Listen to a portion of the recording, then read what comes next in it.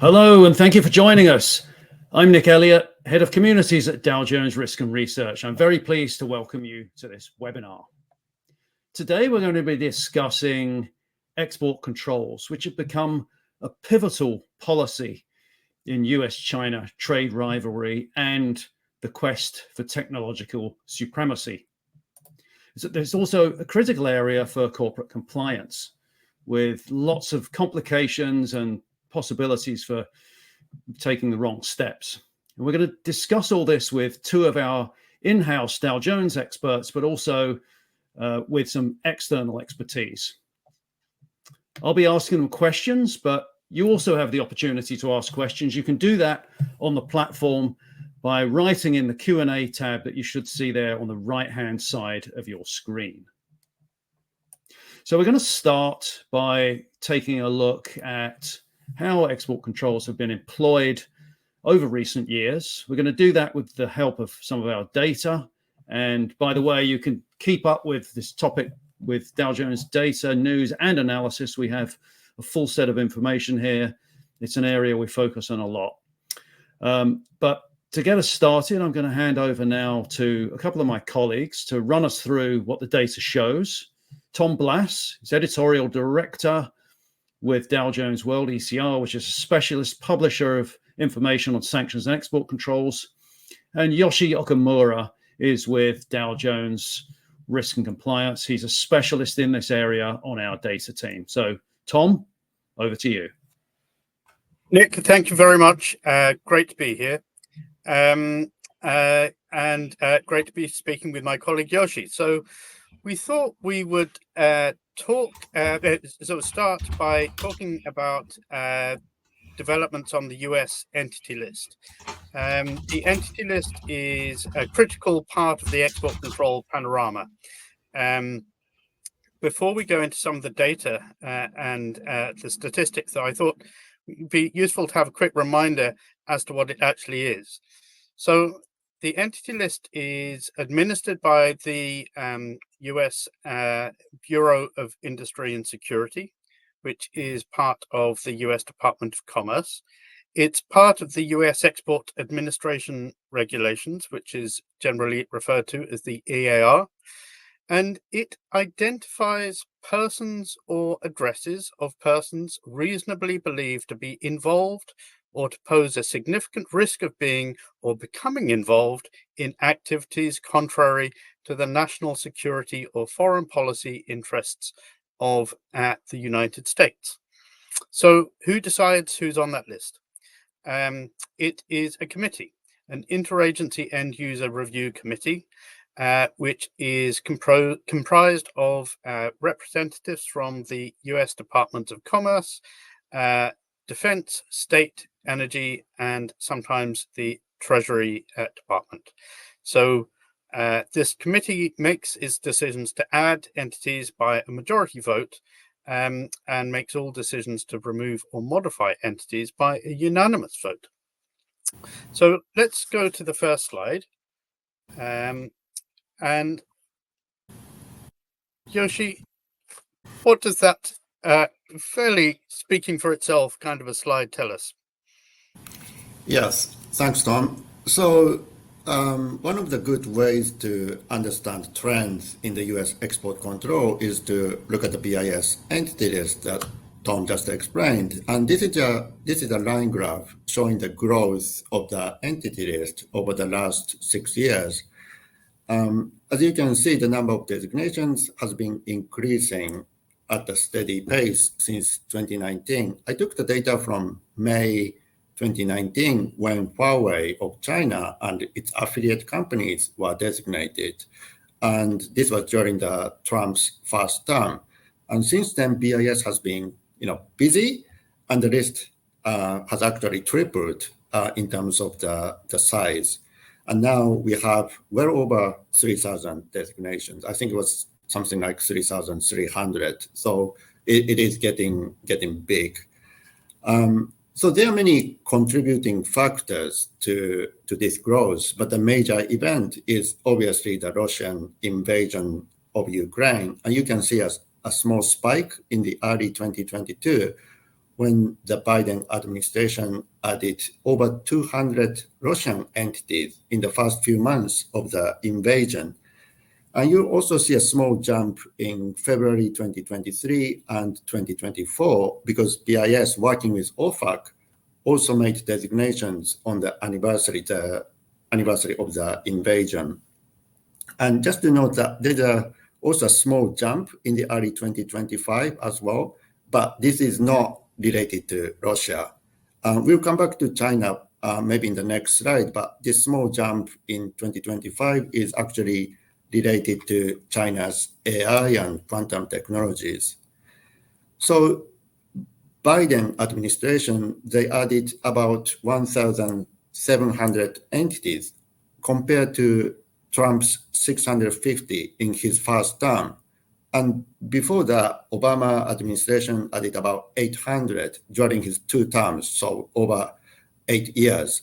So the Biden administration really accelerated the focus on export control, and it was his key foreign policy. Also looking at the breakdown of the designations made under the Biden administration, about 75% of the designations are related to China or Russia. And I think that the number is actually higher than 75% because I'm counting only entities located in China or Russia, but there are also many companies that are based outside of China, but designated because of their contribution to China's supercomputers, for example. So, the big majority of the BIS designations come from, China, Russia issue. So I think the next question is, will Trump continue to target China and Russia as aggressively as Biden was?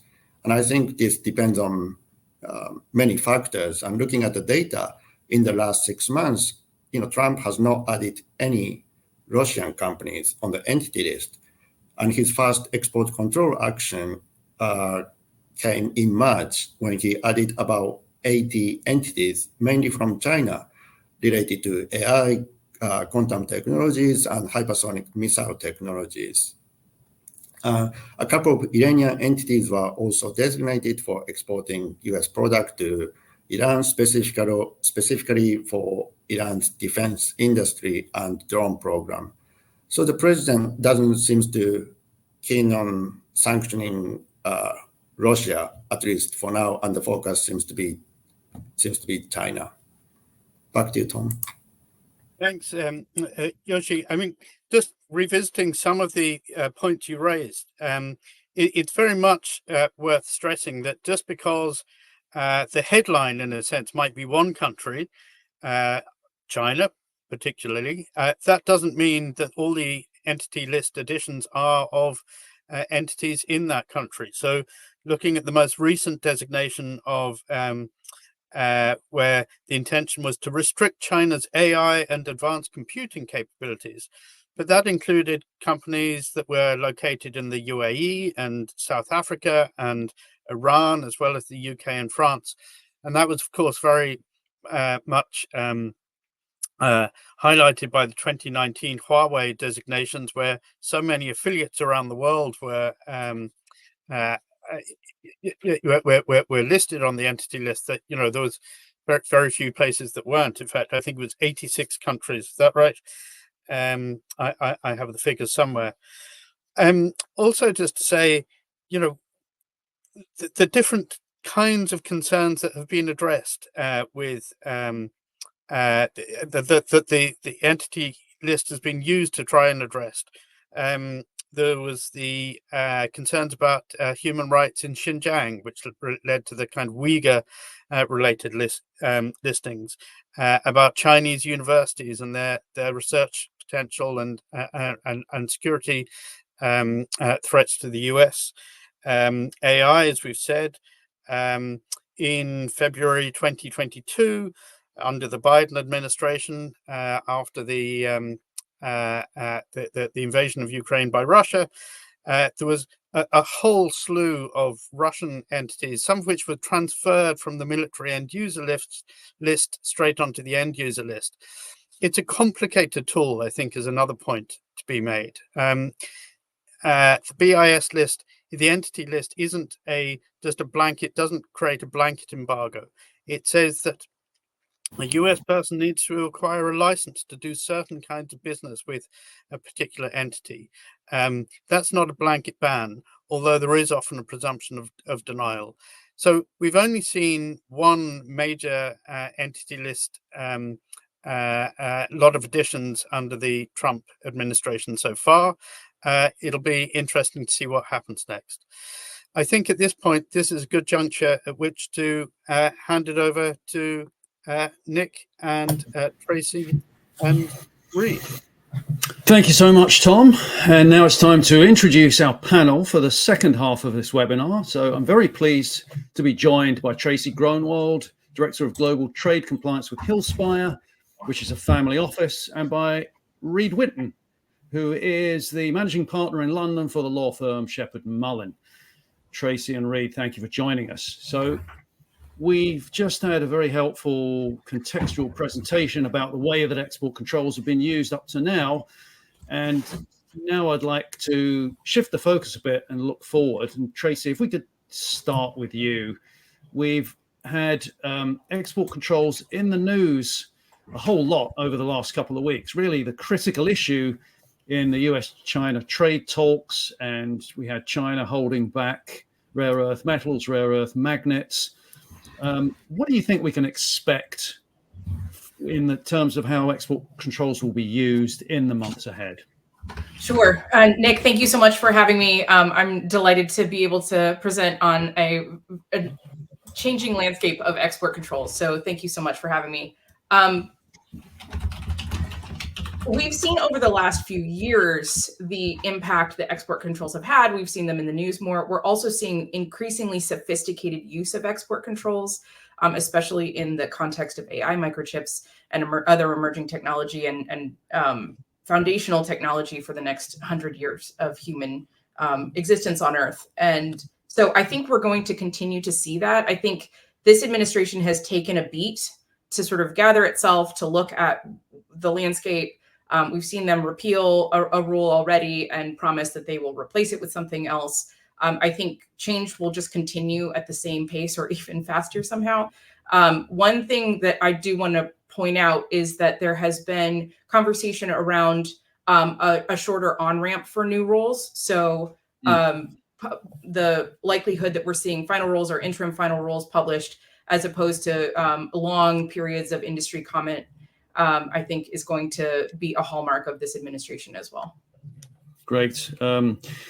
So Reed, turning to you, I want to pick up on a couple of things that Tracy said there. She said the application of these rules is becoming more sophisticated, and then lastly, she mentioned that perhaps the introduction of rules is going to be sped up. So that looks like it's more of a challenge for companies, to my simple mind. Is that how you would read this as well? Yeah, I think anything that makes it harder to predict, it doesn't signal to the market what's coming, it does make it more difficult. But we've been kind of working on drawing signal out of all of the noise, particularly the noise coming out of Washington. And one of the ways that we've been doing this specifically with respect to export controls is looking at anything that shows where the administration might be headed. And one of the things that has seemed to show where the administration is headed is Project 2025, which is a directive manifesto written by the Heritage Foundation paper, right? Yes. And if you follow it, it looks a little bit like a checklist. In fact, the section on export administration regulations is a literal checklist, and there are 9 steps that are done there. And 2 of the folks credited with writing that were in BIS. One of them has now moved on to state, but it would seem that that is a very real signaling of what might be coming. And that checklist includes things like eliminating the specially designed, what they term a loophole, broadening foreign direct product rules, which I think is a tool in the arsenal that is definitely going to get some use, and tightening deemed export rules to prevent technology transfer through deemed re-exports probably, and then fundamental research when you've already seen the risk that technology gets out through universities. So there's 9 of them in there. We wrote a few articles about them, but it's very interesting. I think that's a very clear and substantive read on what's coming, because otherwise it is a bit difficult to guess. That's really interesting. If you had to pick, say, 2 of those out of the 9 that you think would have a particular impact on the world of corporate compliance, which ones would they be?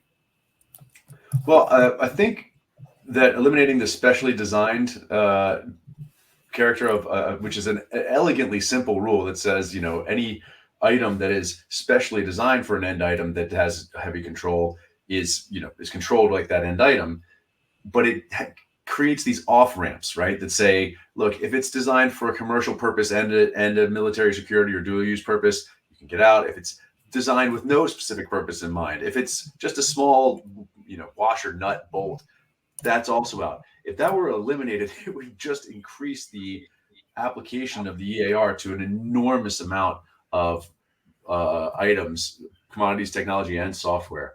I think that one, and then oh man, there's so many. But elimination of license exceptions. That is one that's kind of baldly stated that they're going to eliminate license exceptions. That seems a bit much. It's likely going to be license exceptions with respect to China, maybe with respect to Russia. That's unclear. But I think that any license exceptions that currently allow exports of mature node technology or of items that kind of can get through will probably be eliminated. I think businesses can almost count on that.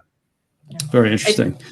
From my background, Reed, it's really interesting on the specially designed piece, because one strategy that I have always promoted to the companies I work for is to create a commercial design roadmap that allows you to designate when you are specially designing something for those and so that just eliminates a whole strategy for a lot of export compliance teams.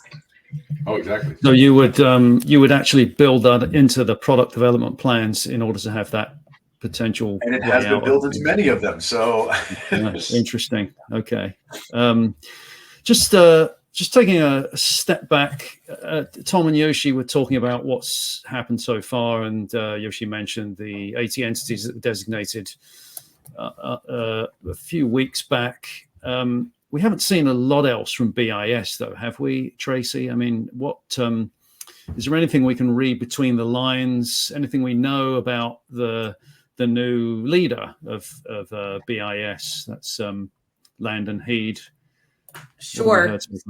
So Landon has been a fixture in Washington for a few years now. He came over from the Special Committee on the CCP, and he's spoken quite a bit in Washington while he was a staff member there.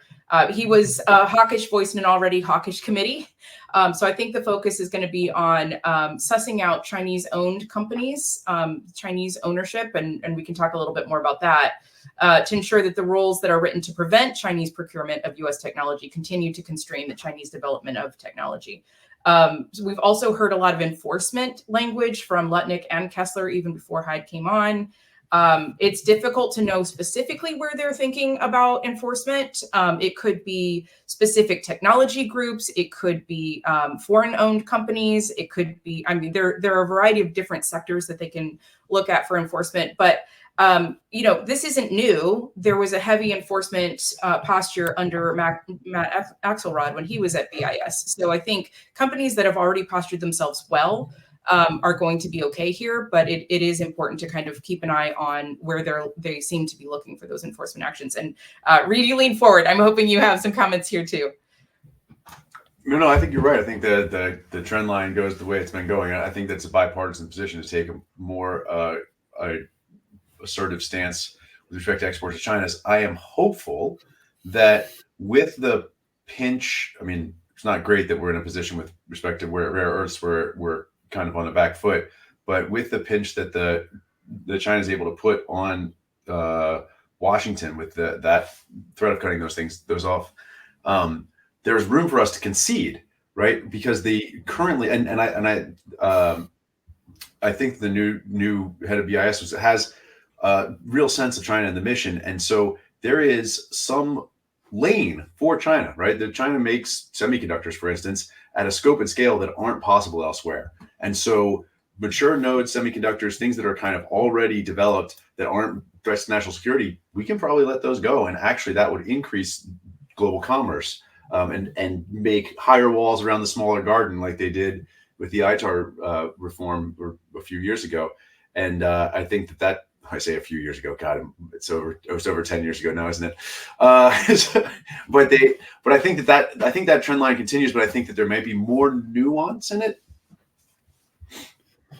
And we saw, as in the trade deal, we saw China restore its exports of rare earth magnets, but for a limited period.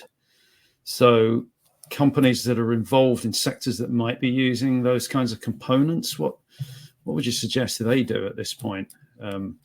Because it's very much on, it's on and then it's off, and maybe it's on again. Right. Yeah, calling that a deal that word is doing a lot of work in that assertion. It is a very real threat that the Chinese can hold hostage all of those, because when you say the industries that depend on those rare earths, it's harder to list the industries that don't, right? Yeah. At some level. So I think that there's a real ace for them to play, but I think that gives the U.S. side an impetus to take a measured approach and think about where it is that we really want to protect our critical technologies, and where it is that we can let some things go that will allow for the continuation of global commerce. Tracy? Yeah, I agree with that. And again, I think this administration is coming in. They are trying to take a look across a wide range of options. They are almost seeing a menu of export controls. So I think it's as time progresses, even just within 2025, and I cannot believe we are halfway through this year already, I think we're going to see a better trend line on that. Okay. One of the other things that Landon has talked about is this 50% rule, which I believe is used in sanctions. Tracy, can you explain what that is and what sort of a difference it would make to the export control space if it were to come in as a new part of BIS policy? Sure. So this is a rule that is new to BIS, but it's not new to the concept of trade compliance. OFAC has been using a 50% rule to identify ownership for a really long time. And basically what this is just saying is that BIS is going to take the same approach to ownership. So companies that have positioned themselves well on OFAC compliance are going to be a step ahead on this one. And that's true over and over and over within export controls. If you're responding well, when you are putting good process in place, when you are creating a shared risk language and a shared compliance language, when you are specifying your risk appetite as an entity and you are communicating that effectively to your teams, you are going to be in a much better position when these rules change or when new stuff comes down the pike, because you have already started to do the work ahead of time. So the number one thing that I would advise companies to be doing right now, and I work in-house, so this is what the thing that I'm telling my own team is, are we ensuring that we are being crystal clear about the risks and creating metrics around them so that we have this shared language? And are we clearly identifying what our risk appetite is as an entity and effectively communicating that out across to the business? Reid, what would you tell your clients about the possible introduction of this 50% rule for export controls? Tracy has taken a very optimistic view of, yes, the companies that are complying with the sanctions controls that apply the 50% rule to specially designated nationals will have some advantage, but all companies will just have this enormous new compliance burden, because this is so the entity list used to be a very surgical tool. You could designate one company to that list, and if any of related companies weren't at the same address and didn't appear to be exchanging items with that company, then you were probably clear of that. So you could name the companies without having it be so broad. But because we hear about things like magic walkways, where you have one fab that's making semiconductors in China that's a listed entity, but there's another one with a different name across the street, but there's like a bridge between the two. maybe they did need to blunt the tool, but a 50% rule is quite a blunting, because it means that any company that's 50% or more owned by an entity list entity, again, assuming they apply it in the same way as the sanctions are applied, are going to be subject to the entity list, which means not only will your screening not necessarily turn up their name, you might have to trace a very complex web of ownership up to the ultimate beneficial owner. So it's going to add an incredible compliance burden. It is probably something that needs to be done in order to chill the possibilities of companies that are skirting right on the edge of sending to companies who are not necessarily on the entity list, but are an entity list company in glasses and a mustache, right? They're using that blunting, and there is a reasonable debate on whether it's too far, but there's no question that is not far enough. I think that the entity list by itself was not going far enough because there was so much evasion of it. But Tracy, it sounds like, yes, go ahead. Yeah, I think this is also a moment when we can see them really learning from mistakes that were made with some of the Huawei stuff a couple of years ago. And that was, skirting of that role was massive. And when the first foreign direct product rules sort of hit. So yeah, I think this is where they're learning the wrong lesson from that, but it is certainly a lesson that was learned. But if I can sort of extrapolate here from what you said, Tracy, I think you were saying that if a company's already screening for 50% plus ownership, then for sanctions reasons, then they should be decently covered when it comes to export controls. Yes. And maybe I should add nuance to that answer. Reed's looking at me. I think this is always going to be tough. This is a moment when I look at this and I say, there is a certain amount of compliance that you can do, but make sure that you're investing in the right tools. Make sure that you have, you've right scaled the resources that you provide to your screening team. Those companies who already kind of get this are going to do well. I will say it's going to be a real burden on small and medium-sized companies who are relying on other tools, such as like the consolidated screening list, to do a lot of this. So to your point, Reed, this is going to be tough for small to medium companies, especially. Yeah, and I'm also thinking back here to when the first round of Russian sanctions came in over the Crimean invasion. And we published an article in the Wall Street Journal about the sort of cat and mouse game of Russian companies trying to hide ownership of subsidiaries, or maybe just shifting 1% of ownership so they go beneath the threshold.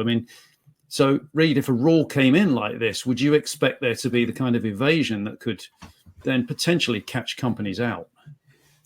Yes, but I think that's kind of a part of the regulatory game, right? There's always an attempt to regulate, then movement around that, and then another attempt to change it. And, when those 2014 sanctions came out, I know, here in London, the story was, oh, well, we can't possibly figure out who owns these, apartments, these luxury apartments in the middle of London. Guess what? When the 2022 sanctions come out, you better believe they could find out, because if they didn't, they were actually going to be punished. So I think that, there are ways that the sanctions become more, any trade compliance, trade controls become more effective. I think that there is going to be a cat and mouse game that's sort of necessary, but I think that the market will catch up. I think that, risk and compliance vendors might come up with new tools for companies to use to identify not just entity list entities, but entity list entities or companies that are owned by entity list entities. Well, Tracy, I wanted to pick up on what you were saying about making sure you have adequate resources. So it seems on the face of it that the Trump administration is less interested in going after Russian goods flowing to Russia that they shouldn't have, that they're using on the battlefield and so on, which is obviously a big focus of the Biden administration, as we heard from Yoshi and Tom. Is this a case where you can redirect some of your effort from Ukraine to China? I think rarely, and we've just seen the AI diffusion rule disappear in a cloud of smoke, but typically you don't really see export controls go away. one administration may emphasize one thing over another, but truly the trend line, when you sort of zoom out a little bit, continues to ramp upward. I think, and again, speaking from an in-house perspective, and I've been in-house for most of my career, really, it's important to put the right amount of resources into your trade compliance program. This is not a place I think you can understand after the last 3 or 4 years where you can really skimp. This is going to be an ongoing risk for companies. It is a place where they should really consider putting adequate resources. Well, that leads to a good question for Reid. So, Reid, I'm sure you're dealing with lots of companies and taking a look at their sanctions and export controls, compliance programs. How often do you come across an organization that you think really is not providing adequate resources in this area? Well, I mean, I think they all need to have more outside counsel hours that they. I might have a subjective view on that. I was thinking more about in-house. But, yes, right. It really does depend, and as Tracy says, it's much more about size and risk profile, right? You'll have some startup or mom and pop shop in the United States that never exported before, and they'll get to a point where they've done U.S. government contracting for a long while, but didn't recognize that the ITAR might control their defense export if they have a foreign customer. And so they're not prepared. And then you have big sophisticated companies that have big compliance teams, but have a blind spot. Or you have small companies where someone who's been in one of those big sophisticated companies comes in and says, we got to front load all this work. And they come into me and I'm like, yeah, you're good. That's a great idea. And so it really is, it's a wide variation, and depending on your position and your risk profile, what you need to do changes distinctly from one step to the next. Okay, very good. So Tracy, you mentioned something that I wanted to discuss anyway, which was this AI diffusion rule. If you wouldn't mind explaining to our audience what that was about and the change that we saw from one administration to the next. The AI diffusion rule was intended to limit the distribution of extremely high capability U.S. semiconductors, and especially limit China's access to them. It was extremely broad, as so many, it was almost became an annual tradition to freak out about the new semiconductor rules and foreign direct product rules and all of the ways that the export control agencies are attempting to limit China's access to U.S. Chips. So removing it after weeks of team and months even of teams preparing for its implementation is I was surprised that there wasn't an immediate replacement, but I think that sort of leans into the U.S.'s attempts to currently they seem to be very engaged with the Middle East. They're looking at a lot of investment there. And so I think they saw this as a limitation to some of their other foreign policy objectives. And so they made a change there. Reid, I would value your input on this particular topic. When the first semiconductor rule, so 2024, we started 22, 3, 4, we saw round after round of new semiconductor rules where the U.S. government hadn't decided how to regulate AI because they couldn't put a line like this LLM is too smart or does too much stuff, so we're going to limit here. So they just went after the semiconductors that could support that. But what they couldn't or didn't do, and it actually said this in one of the releases of the rules, is that the U.S. recognized that the capacity to run AI models on these chips as a service was not controlled. And a U.S. company or a Chinese company with a U.S. subsidiary could purchase those items in the United States and just send the compute and send, allow companies to access them. And of course, the United States is a little bit far, so you could do it in Singapore or Malaysia or just outside of China. You could have a server farm that effectively puts all these chips in, lawfully acquired by a Chinese company, but by a non-Chinese company that then sells its service, that is the use of the compute power of these chips, to Chinese customers. And that sort of compute as a service model was not outlawed until the AI diffusion rule, which did say, all right, there's a limitation on how much you can put together of these chips in any country that we think might redirect these these services. That seemed like the goal, like consistent with the policy goals of the United States, which is, limiting China's capacity to advance in AI. But it was moved by the Trump administration with no clear replacement. And so now those sort of server farms can continue to exist. And I don't know how they stop that without a new rule. And so right now, and I don't know if it was the interest of, if NVIDIA were just talking to the president and said, hey, we'd like to sell more chips and you'd like us to sell them to Saudi or to the UAE.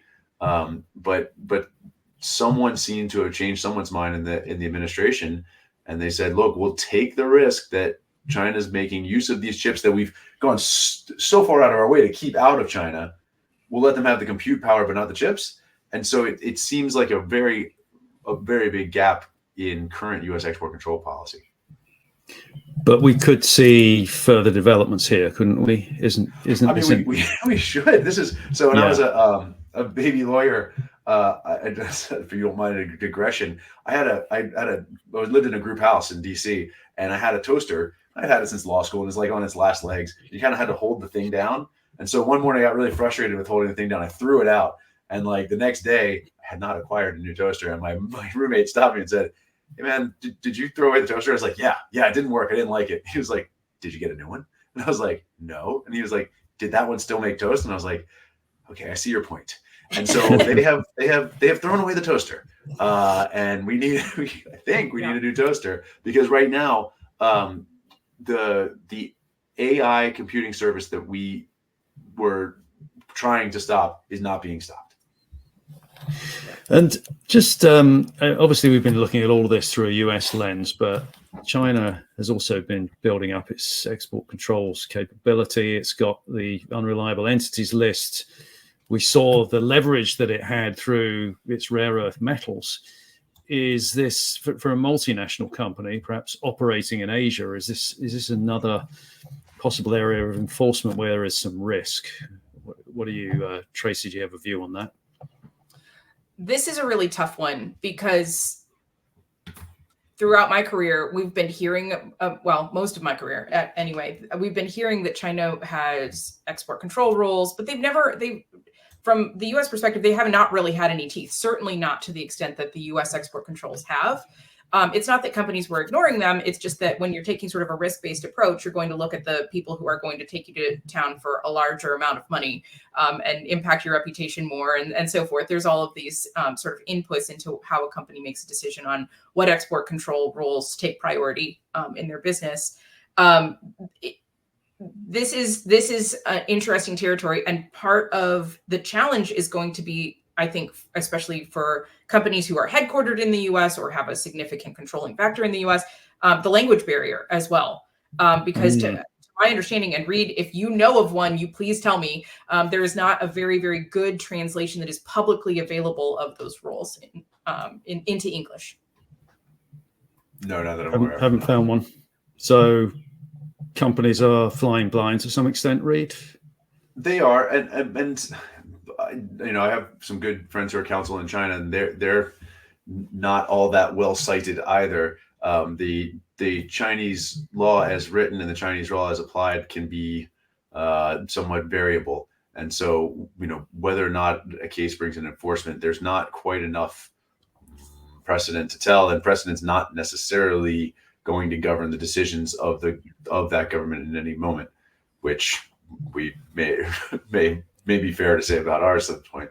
But but I think that the unreliable entities list, I'm not as worried about. I mean, it is a threat, but right now I need any entity on there, like Lockheed, aren't doing business in China, right? U.S. defense companies are just not doing there. So that's more of a signaling. The control of the rare earths is absolutely potentially problematic and a very much a way of pinching the U.S. economy.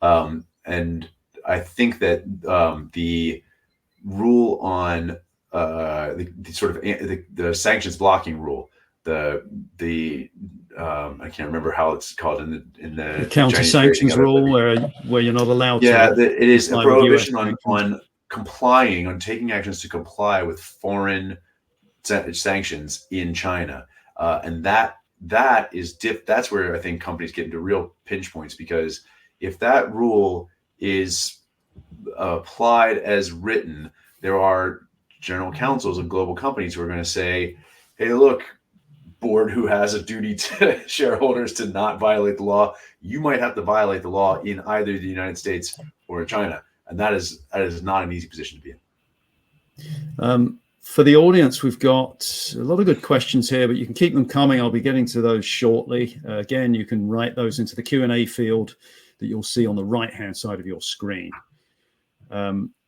Final question from me, Tracy. The Biden administration had pursued a multilateral approach of trying to get other countries on board with their efforts in export controls. But is it fair to say that seems to have been de-emphasized or even abandoned under the Trump administration? I'm going to go back to what I said earlier, that export controls don't really go away. They're emphasized in different ways by different administrations, but the Wassenaar arrangement continues to exist. The other export control regimes will continue to exist. I think you're going to unfortunately have to look out for both. You're going to have to look out for the multilateral regimes, and then you're also going to see these sort of bilateral deals coming through that are going to have to, I'm just going to make a plug again for more resources for the export compliance teams. If my bosses are watching, please, we need more resources. It's going to be an interesting time to see, but I don't think we can count out the multilateral regimes. Do you have a view on this, Reid? Yeah, I think the Trump administration is going for a multilateral approach in a different way. Whereas the Biden administration would say, look, we need to work diplomatically with our allies to get them in line with our objectives on foreign and national security policies through export controls. The Trump administration is saying, we want them to do what we want, and we're just going to bash them into it with tariffs or whatever other threats we have. So it's two sides of the same coin. Both administrations would like for other countries to support the U.S. efforts to limit China technologically and economically, but they go about it in wildly different ways. Okay, great. Now let's turn to questions. Let me welcome back actually Tom and Yoshi in case we have questions that we'll put to them based on their expertise. But the first one I'm going to take comes from Abdul. It's a very practical question here. Tracy, I'll put this to you. Reid, you may have a view on it. It says, we're facing a significant challenge in our transaction monitoring because we sometimes see payments that aren't flagged until after the goods have already been exported, meaning we can't intervene to request a permit or prevent a shipment. Any suggestions as to what Abdul might do to deal with that tricky situation? That's okay. So yeah, that's a tough one. And Reid, you're going to have opinions on this, and you would be the person that I would be calling usually at this junction. So the first thing you're going to want to do is you're going to want to talk to extremely experienced counsel. You're going to want to make sure that you're doing, an investigation. This is also probably the very first thing you're going to want to do is you're going to want to check the timeframes for when you're required to report violations and what the parameters are around that, to make sure that you're staying within those, because you don't want to have to disclose 2 violations at one time. There's a whole series of steps into doing an investigation and then determining whether or not, if you have the option, you want to voluntarily disclose. But Reid, I'd pitch this one over to you because you would be the first. Well, thank you. It sounds like Abdul is in a financial institution that's because he's worrying about the payments that are coming through and the underlying transactions. And this goes to the interesting development where BIS has made bankers into export control specialists as well, saying that, I believe it was Matt Axelrod who's quoted as saying that every single unlawful export, everyone has a transaction tied to it. So we're going to the banks. I may be paraphrasing there, but he was adamant that the banks could have some controls here. And of course, as Abdul points out, they don't always have control. They have visibility perhaps after the fact. Fortunately, in the BIS, there's no regulation that requires that any violation be disclosed. But obviously, banks want to be trusted partners with the government, so there's a impetus for transparency where they can.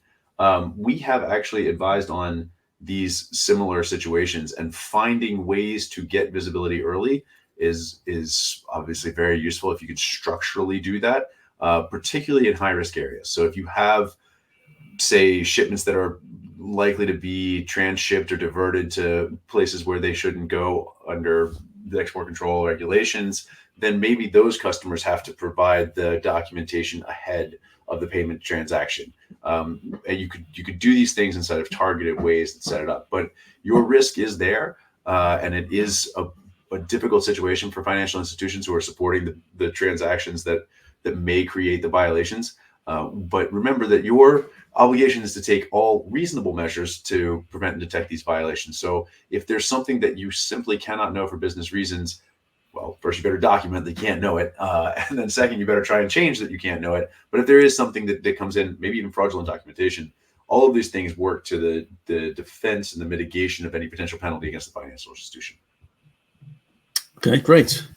Next question from Aliona, who wants to know about export controls related to consulting and intellectual property.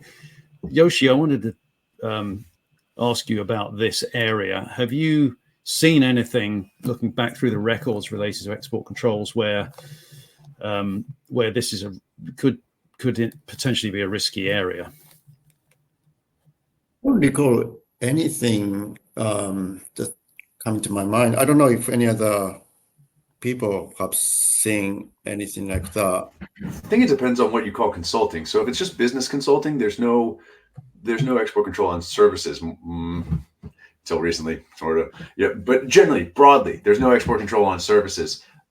So there would not be export controls on business consulting, for instance. If it were consulting in the sense of like engineering assistance and support, that sort of consulting would involve controlled technology and things like that. And so you could have that sort of consulting be controlled. But if you're just talking about business to business, here's how to operate, manage, do finances, things like that, none of that would fall under the EAR or be considered controlled. And just to make a point here, that services are controlled under the ITAR. So it's very limited on what those are. Engineering services would be controlled there. You would need an authorization for that.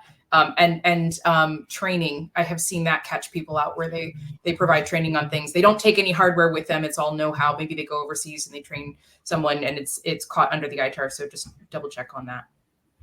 But the other part of the question, intellectual property and research, I mean, that's a really big waterfront, isn't it? And Reed, I think you mentioned that in the Heritage Foundation list, that was academic research. That's one of the potential right. areas. So fundamental research is actually under threat. But so anything that, both fundamental research and published public available data are in that list of things that the EAR, the BIS might squeeze on.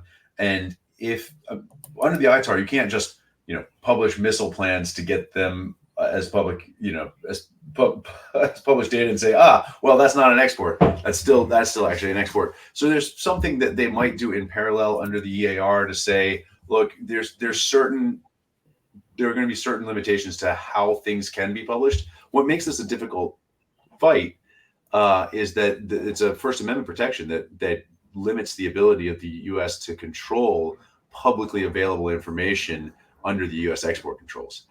As far as IP, the transfer of the ownership of that IP is one thing, is different from the transfer of the actual IP. So if that IP is exported, that is, it's sent abroad or some foreign person has access to it while it's in the United States, yes, that's an export. But the simple ownership of it for whatever use, as long as there's no transfer or release to a foreign person, then it won't be an export as well. Okay.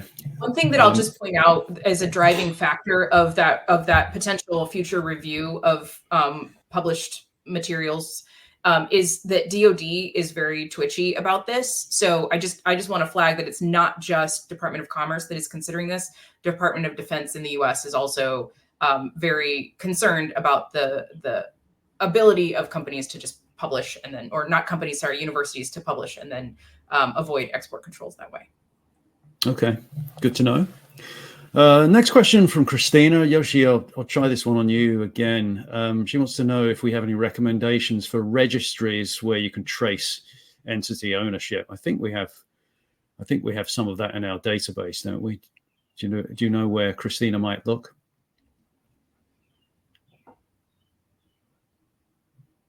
We can't hear you.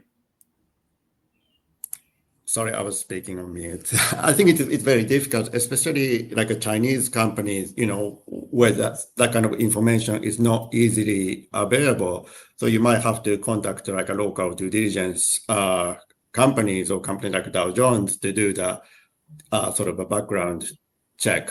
But I can't, recommend any provider. I mean, we do have, some, because BIS, some of the companies on the BIS list are also overlapping with OFAC SDN. So some of the companies are actually under the 50% rule already. So they should be checking those guys already. Okay, great.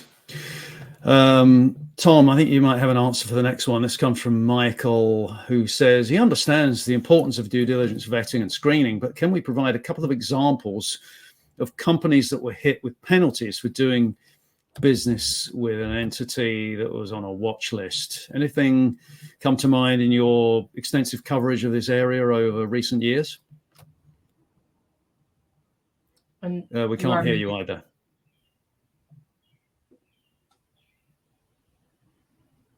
Still can't hear you. No.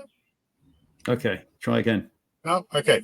I was just going to say that puts me on the spot. I would have to go back through the annals of World ECR, I'm afraid, but might be able to defer to my learned friends who might have examples close at hand. Tracy, anything that stood out for you that rang alarm bells? I think we probably have the same idea. Reed, go ahead. No, go ahead. I was going to say, so Seagate is a great example of a company. Yeah, there we go. That, took a business approach to a sort of gray list or a series of gray list entities and made the case that was acceptable. Unfortunately for them, all of their competitors chose not to do business with those entities, and they were on the hook for a massive fine, a historically massive fine. Yeah, very interesting. So that would point to, is there a way that you can be aware what your peer companies are doing and avoid the sorts of entities that they're not doing business with?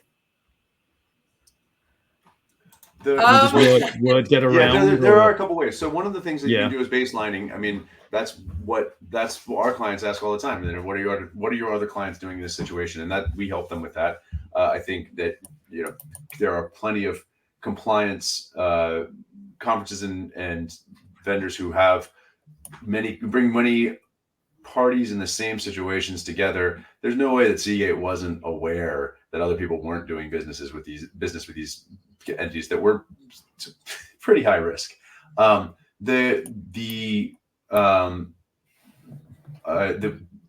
Sorry, I had another point, and I was just as I was starting it, lost it. Nope, sorry, I'll have to go ahead. I also say from being in-house, I reach out to my peers and I chat trade compliance professional to trade compliance professional. We speak our own language. And I've found people to be generally candid and generally willing to help. So, obviously within the bounds of appropriate conversation. But I ask the questions. Okay, so sounds like a good approach. Reed, I'll put this one to you. This comes from Stacy. Is there any chance of getting an export license approved if the end user is on the entity list? There used to be. Effectively, no, not right now. I kind of say that glibly, but it is a difficult situation. There's a general policy of denial for applications for exports to companies on the entity list. Under the FDPR initially with Huawei, there were limited case-by-case exports that we got licenses for our clients in Europe, even in China, who made semiconductors in China, who manufactured them in China, sold them in China, but their software was US software on which they designed those semiconductors. So they had an FDPR catch. They were going to sell to Huawei, and it was lawful because the chips weren't for 5G items. They were low control. They were, as it happened, they were audio chips for an earbud. But those sorts of license required sales to an entity that was on the entity list that had an FN1 designation were being allowed. And then in February of 23, with no stated policy change, they just stopped providing those licenses. And we've been talking across the industry. They haven't given one since. So currently the general policy of denial and even the case-by-case policies that used to be allowed under some of the FDPR rules are not being approved. And unless there was some urgent national security need for an entity list entity to suddenly have something for which it's prohibited, you can't really picture how that works. A denial is almost certain. Okay. And we've got time for one more question. Take this one from Martin. Tracy, I'll start with you. It's a bit of a crystal ball question, but I think there's probably a good answer in here. He wants to know, is there any indication that BIS is considering adding non-Chinese or Russian entities onto the entity list? Now, we talked about that in the data session earlier, right? We're not just talking about entities within those geographies, but it can go much wider than that. And that's where there's an area of potential risk for companies. Am I right in that? I think so. I think especially as companies start doing deeper dives into ownership, and we start to see even brighter lines of export control evasion. I think it's very important for companies to keep an eye on not just the Chinese and Russian entities, but also non-Russian or Chinese entities that might have either ownership or are known diversion points. I think those two countries are still the focus of a lot of these export controls, but that doesn't mean that it doesn't sort of diffuse out, no pun intended, into other countries that are known diversion points. Of course, there are other foreign policy priorities going on here. So the next few months will be really telling, I think, on how that's going to be interpreted. But Reed, any? No, I think that's right. There are plenty of entities around the world, so I think that will continue. Okay, well, thank you so much for joining us. Thanks to Tracy, Yoshi, Tom, and Reed for, well, that was so much insight packed into an hour. I think that was very useful to me and hopefully to the audience as well. Thanks for joining us, sharing your thoughts and observations. Thanks to all of you for joining us as well, those of you who are on the webinar. Again, if you are interested in our other resources related to this area, we have some really good news and analysis from World ECR and our other Dow Jones journalists and properties. And otherwise, we hope to see you on the next one of these webinars. We're doing them quarterly now on sanctions and export controls topics. So look out for the next one and make sure you join us again. Thank you so much. Thanks.